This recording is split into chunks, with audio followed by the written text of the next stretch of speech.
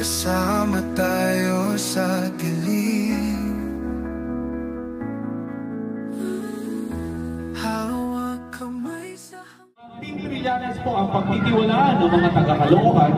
Yung 2 bilyong piso na yan ang gagamitin namin pampondo ng iba't ibang programa po para sa inyo.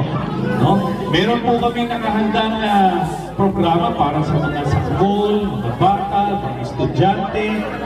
Sa estudyante po, meron po kaming allowance sa mga UCC students po natin ng 2,000 pesos kada buwan. No? Yung sa mga hindi po estudyante ng UCC, meron po kaming scholarship ng TESDA